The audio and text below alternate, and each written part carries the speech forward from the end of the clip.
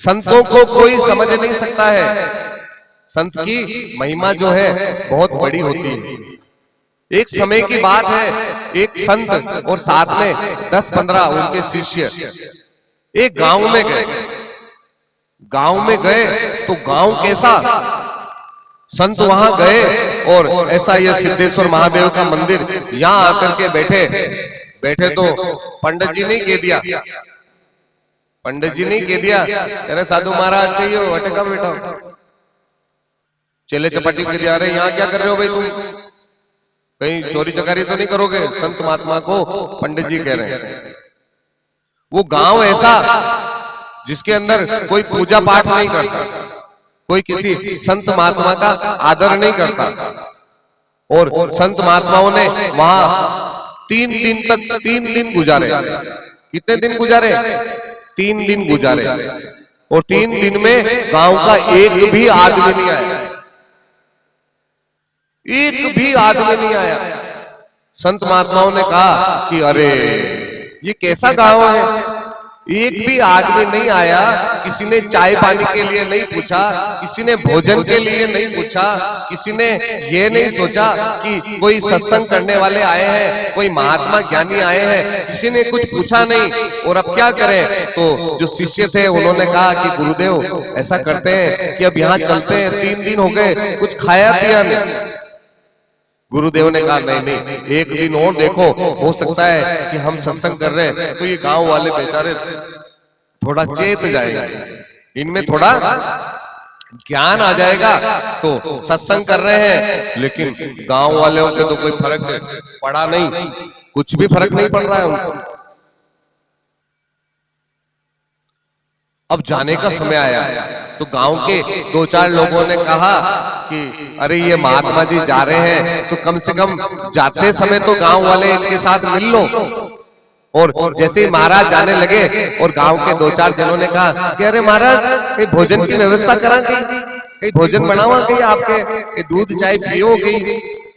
अरे महाराज की होगी, तुम्हारे तो क्या बोलूं अब तुम्हारे को, लेकिन जाने का समय आ गया और अब क्या कहे तुमको, भूखे मर रहे 4 दिन से, तब तो तुमने पूछा नहीं, और अब गांव के बाहर निकलने लगे तब जाकर के पूछ रहे हो कि महाराज जाके कहीं चाय की व्यवस्था करा, कि पानी वानी पिलावा कहीं। जैसे कोई मेहमान आए, वो 1-2 घंटे घर में बैठे, तब तो चाय पानी के लिए पूछा नहीं और निकल के गेट पे आ गया, फिर क्या अरे भाई साहब थोड़ा रुकता तो आपको थोड़ी चाय बनाता। वाह वाह वाह।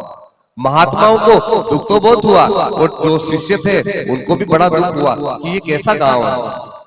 लेकिन गांव वाले बाहर तक छोड़ करके आए, गांव के बाहर तक, और बाहर तक जब छोड़ा तो सभी ने माफी मांगी कि साहब हमारे से कोई गलती हुई हो तो माफ करना, हमारे से कोई गलती हुई हो तो माफ करना।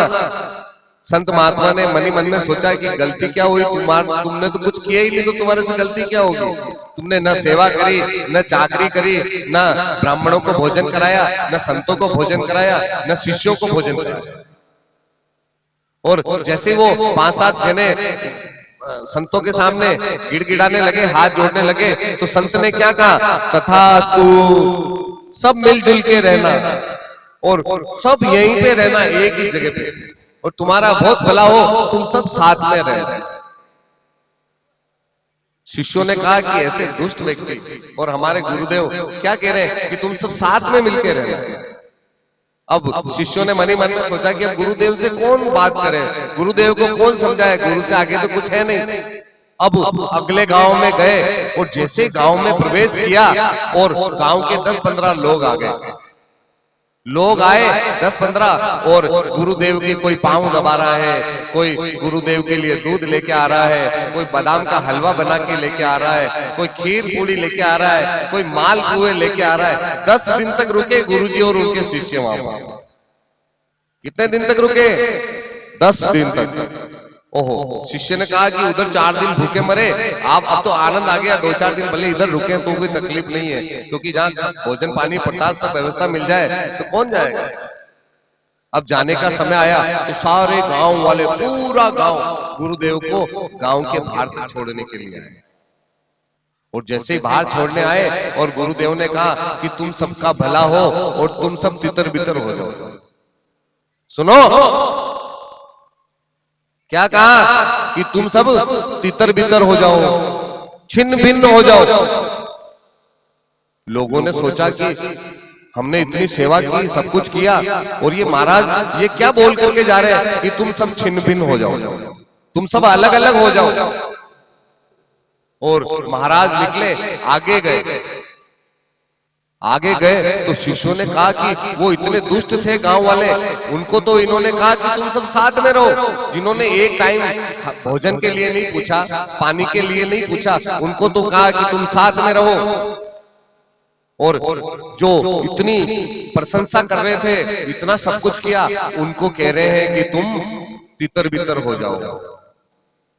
क्यों ऐसा क्यों कहा? तो जो शिष्य थे उन्होंने पूछा अपने गुरुदेव से, क्या पूछा कि हे गुरुदेव, एक बात बताओ कि आपने जिन लोगों ने हमारी बिल्कुल मदद नहीं करी, चाय पानी के लिए नहीं पूछा, भोजन के लिए नहीं पूछा, उनको आपने कहा कि तुम यहीं रहो, और जिन्होंने हमारी 10 दिन 15 दिन सेवा करी, उनको आपने कहा कि तितर बितर हो जाओ। क्या मतलब है इसका? हमें समझ में नहीं आया।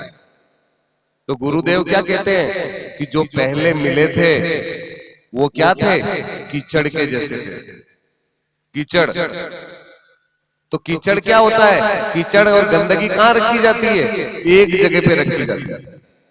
गंदगी अलग अलग जगह बिखेरी नहीं जाती है। और दूसरे जो व्यक्ति मिले वो क्या थे? गुलाब के फूल, गुलाब के फूल, और आगे बढ़ने वाले, संस्कारिक, मर्यादा वाले, और ये जितने दूर दूर तक फैलेंगे, ये गुलाब के फूल, ये चमेली के फूल जितने दूर दूर तक फैलेंगे, सब जगह में सुगंध करेंगे, सारे ब्रह्मांड को सुगंधित करेंगे।